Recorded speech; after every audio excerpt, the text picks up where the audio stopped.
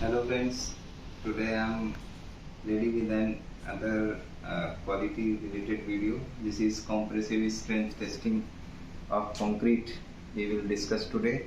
So let have some introduction of compressive strength test.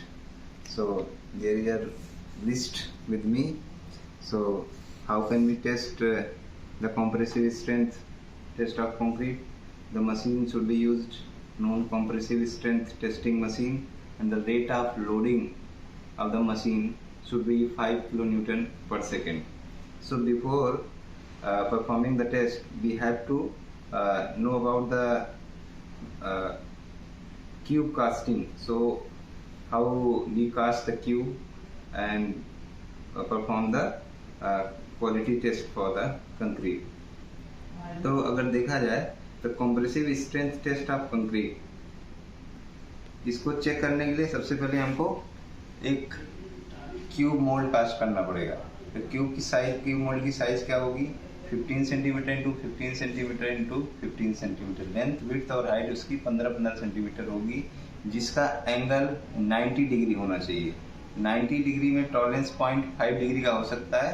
जब अभी last में हम एक वीडियो और बनाएंगे दूसरे सेक्शन में, जिसमें आपको पूरा प्रैक्टिकल एनालिसिस करके दिखाएंगे कैसे मोल्ड होता है, क्या कास्ट किया जाता है, कहाँ पे कौन सी टॉलरेंस है। तो फिलहाल एक बार फटाफट हम जो है इनके इंट्रोडक्शंस को जान लेंगे, तो हमको थोड़ा सा आइडिया रहेगा कि हाँ मैं कहना क्या चाह रहा हूँ, दिखा क्या रहा हूँ, और आप समझ पा रहे हैं कि नहीं समझ पा रहे हैं।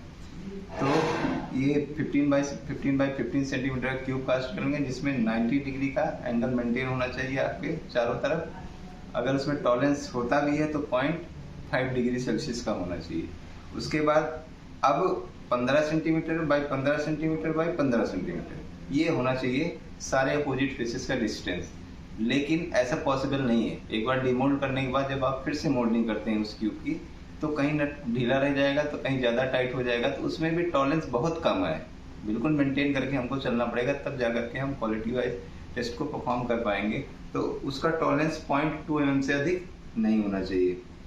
इसके लिए मैंने यहाँ पे एक डायग्राम बनाया हुआ है, आप देख सकते हैं। इस टाइप से जो है आइसोमेट्रिक व्यू होगा आपके किसी क्यूब का। तो ये 15 सेंटीमीटर हो गया, ये 15 सेंटीमीटर हो गया, और ये 15 सेंटीमीटर हो गया। तो इसी का मैंने एक प्लान भी बनाया है। तो आप देखेंगे 150 mm 150 mm। तो इसका एक प्लान भी बनाया जिसमें 90 डिग्री का एंगल आपका मेंटेन होना चाहिए। ये आपका टॉलरेंस है। एक चीज़ इसमें और हमको चेक करना चाहिए, डायगोनल डिस्टेंस जो है चेक करना बहुत ज़रूरी है। तो 150 का स्क्वायर करेंगे आप इसमें पाइथागोरस थ्योरम लगा करके, तो ये 212.1 mm आना चाहिए। तो ये हम जब हम क्यूब कास्ट कर लेंगे तो ऐसे स्केल रख के मेज़र करेंगे क्या ये डिस्टेंस मेंटेन हो रही है कि नहीं। अगर नहीं हो रही है तो इसका मतलब कहीं ना कहीं टॉलरेंस है, या तो अपोजिट फेसेस में टॉलरेंस ज़्यादा है, या तो angle of the face plate में कोई प्रॉब्लम है। तो ये दोनों लगभग एक साथ चलते हैं। जैसे ही आप जो है एंकल डिस्टर्ब करेंगे तो ये फेस का जो है डिस्टेंस भी टॉलरेंस में आ जाएगा। तो इन चीज़ों को मेंटेन करना है। तो इन चीज़ों को मेंटेन करने के बाद अब हम क्यूब कास्ट करेंगे। कोई भी फ्रेश कंक्रीट ले लेंगे जिसपे रिक्वायर्ड स्लम्प पे, जैसे मान लीजिए पोरिंग स्लम्प हमारा 120 mm है, तो उस पर हम क्यूब कास्ट करेंगे। अच्छा, स्लम्प कैसे लेना है अभी यहाँ पे हम एक बार जल्दी फटाफट डिस्कस कर लेंगे। तो क्यूब को 150 बाई 150 के क्यूब को हम 3 लेयर्स में भरेंगे। तो 3 लेयर में भरेंगे तो 50-50-50 3 लेयर में भरेंगे।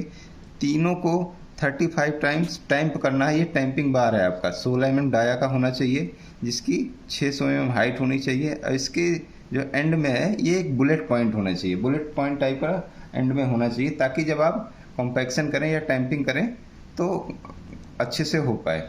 तो इनको 3 लेयर्स में भर लेना है 150 बाई 150 बाई 150 के क्यूब को। अगर ये क्यूब ना हो करके आपके पास 100 × 100 × 100 का है, तो उसके लिए टैंपिंग आपको सिर्फ 25 टाइम्स करना है इस लेयर में। तो ये जो है टैंपिंग एनर्जी यहाँ पे बदल जाएगी। तो इस हिसाब से हम क्यूब कास्ट करके उसको फिर हम क्यूरिंग के लिए रखेंगे। क्यूरिंग के लिए रखने से पहले हम क्या करेंगे, कास्ट हो गया, कास्ट के बाद फिनिश हो जाएगा।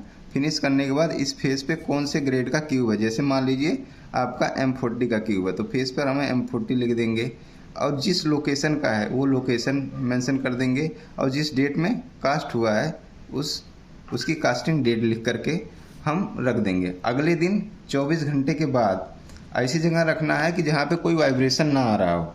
हाँ, अब वाइब्रेशन ना आ रहा हो, टेम्परेचर रूम का, आपका room temperature 27 degree ±2 degree Celsius रहे और 90 डिग्री की ह्यूमिडिटी मेंटेन रहे। इसके बाद 24 घंटे के बाद जो है हम उसको डीमोल्ड कर लेंगे।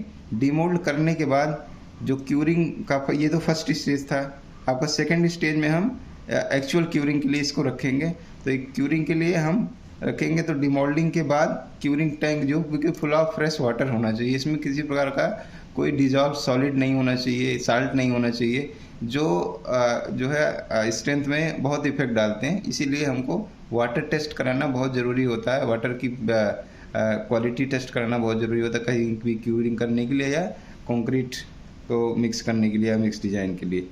तो डीमोल्डिंग करने के बाद हम इसको पानी में डालेंगे। 27 डिग्री ±2 डिग्री सेल्सियस आपके पानी का टेम्परेचर होना चाहिए। अब इसमें भी हम 2 स्टेज में क्यूब्स को टेस्ट करेंगे। तो एक फ्रीक्वेंसी वाइज हम क्यूब कास्ट करते हैं, यहाँ पे लिख देता हूँ। तो 5 m³ तक के लिए हम 6 क्यूब कास्ट करेंगे, 6 क्यूब्स। 5, उसके बाद 6 से 15 के लिए 9 क्यूब हो जाएगा और उसके बाद 16 से 30 तक के लिए आपका 12 क्यूब कास्ट करेंगे हम। अगर 30 से 50 है तो ये हम 15 क्यूब्स कास्ट करेंगे। ये फ्रीक्वेंसी है। ये m³ का मतलब कंक्रीट। जैसे मैं हमने 5 m³ सिर्फ डिस्पैच किया तो सिर्फ हमको 6 m³ कास्ट करना है। उसके बाद अगर 15 m³ तक डिस्पैच हुआ तो 9 क्यूब कास्ट कर लेना है। ऐसे 12 कर लेना है, 15 कर लेना है। अब इसके बाद 50 के मल्टीप्लेस में चलेगा। मोर देन 50 यानी कि 51 to 100 अगर हो जाएगा तो 18 क्यूब हो जाएगा। इससे ज़्यादा होगा तो पर 50 इंक्रीमेंट m³ इंक्रीमेंट में हम 3 क्यूब एक सेट, 3 क्यूब का एक सेट होता है, वो बढ़ाते चले जाएंगे। तो यहीं पर 7 डेज के लिए हम एक सेट कोई 3 क्यूब तोड़ करके उसका एवरेज ले लेंगे, क्या स्ट्रेंथ आई।